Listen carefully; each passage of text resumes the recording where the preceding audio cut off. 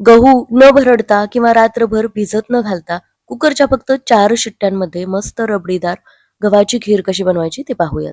आता येत्या सण उत्सवांमध्ये झटपट अशी ही खीर बनवून तयार होणार आहे.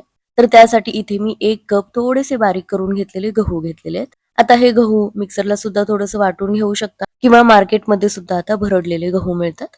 आता हे 2 वेळा स्वच्छ धुवून घेतलेले आहेत.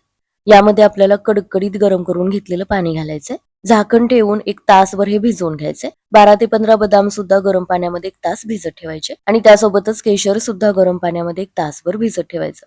1 तासानंतर बदाम छान भिजले जातात, फुलले जातात, याची साल काढून घ्यायची आणि हे पहा रात्रभर भिजत न घालता ही गव्हाची भरड सुद्धा गरम पाण्यामध्ये छान भिजलेली आहे. आता यातली 2 चमचे भिजवलेली भरड मिक्सरच्या भांड्यामध्ये घेतली.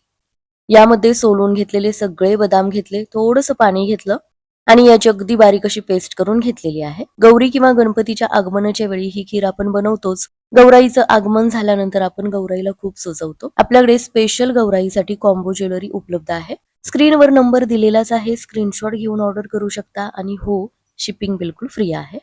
आता खिरीची सगळी पूर्वतयारी करून झालेली आहे. कुकरमध्ये 1 चमचा तूप घेतलं, यामध्ये ही भरड काढून घेतली. 2 ते 3 मिनिटे ही भरड तुपावरती परतून घ्यायची. त्यानंतर 3.5 कप यामध्ये पाणी घेतलेलं आहे किंवा ज्या वाटीने गहू मोजून घेतले त्याच वाटीने 3.5 किंवा 4 वाटी पाणी घ्यायचं. आता कुकरला झाकण लावून 4 शिट्ट्या करून घ्यायच्या.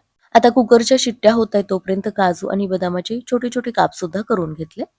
तुम्हाला आवडेल तो सुकामेवा यामध्ये वापरू शकता. नागपंचमी असेल, गोकुळाष्टमी असेल, गौरी गणपतीचे आगमन असेल, येत्या कोणत्याही सणामध्ये अगदी झटपट ही खीर बनवून आता तयार होणार आहे. तर हे पहा 4 शिट्ट्यानंतर अगदी व्यवस्थित ही भरड मऊ शिजलेली आहे. आता यामध्ये 1 कप बारीक चिरून घेतलेला गूळ घेतला. त्यासोबत बदाम आणि गव्हाची पेस्ट सुद्धा काढून घेतली. गहू बदामाची पेस्ट शिजण्यासाठी 5 मिनिटे पुन्हा हे शिजत ठेवलं आणि या पेस्टमुळेच याला अगदी परफेक्ट रबडीसारखं टेक्स्चर आलेलं आहे.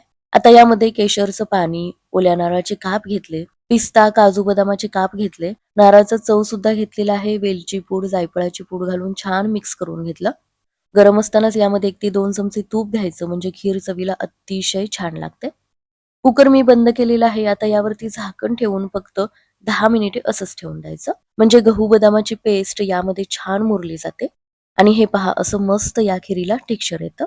तर आता गडबडीच्या वेळी गव्हाची भरड करायला वेळ नसेल किंवा गहू रात्रभर भिजत घालायला विसरलात तर या पद्धतीने ही खीर नक्की करून पहा. अतिशय छान कमी वेळेमध्ये ही खीर बनवून तयार होईल. घरातल्या सगळ्यांना 100% आवडेल.